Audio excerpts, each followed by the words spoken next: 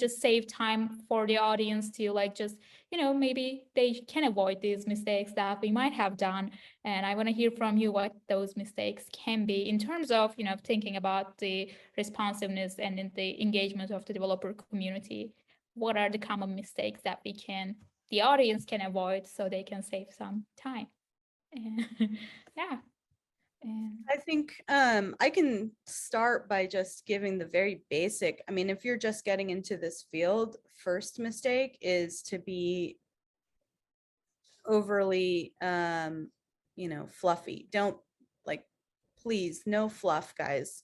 As I said, first thing, you got to be straightforward with developers. That's not to say that you can't have exciting content and material that is like joyful. I think developers love the idea of having joy peppered into their life when they're, dealing with serious challenges or trying to learn something. Like joy has a place with developer marketing. What doesn't have a place is being pushing the sale type messages. So, and then also surface messages, right? Like you need to be real and dive into the work that they're doing. And if you're not technical enough to do it, you need to have a partner internally or externally that you can lean on to make sure that you're explaining things accurately, and not kind of saying the wrong things, or leading them the wrong direction. I think a common mistake might be forgetting that. And from a community perspective, another common mistake is thinking that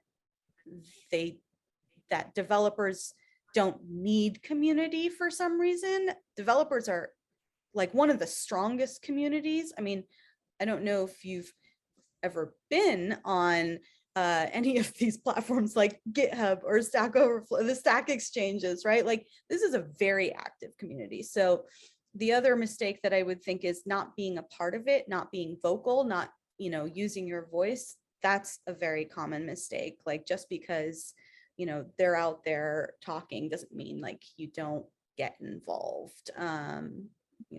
It's something that you need to do. Wow, I was literally going to say the exact same thing, because if you aren't technical or you are uncomfortable being technical, then it's really easy to sort of like hide behind your evangelist or hide behind your manager. And, you should think of this is my opportunity to learn. So listen and learn and try to engage and ask questions. And, the smartest people that I've ever met all have a learning mindset. They all want to grow. Everybody can learn from everyone. And by the way, they can also learn from you. At some point, every single developer, so many developers that I know always have this dream of like, I want to be an entrepreneur, I want to start my own company.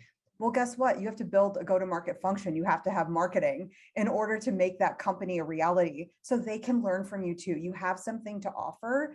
And so I think it's very important for you to, and it does take time. And I remember early in my career, I used to do this. I was like, oh, I don't know the answer to this. I'm not technical. Let me bring in, one of our DEs or to kind of help with that. But I think what would have been more beneficial to me earlier on, and did also serve later, is just sit down with your developers and ask questions and ask them to teach you, and then you can build off of that. And so, I was definitely very shy when I had my first 5 years at Microsoft doing developer marketing.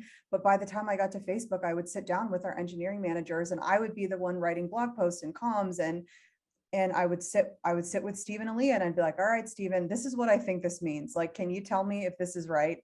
And I think that's really important. So don't be afraid, go for it. Don't wait to dive in and engage. And it's okay. If you aren't sure, then you could totally ask, your DE and all of that, but just be part of the conversation. Like if Yeah. you're in the room, it's because you belong there. So just remember that.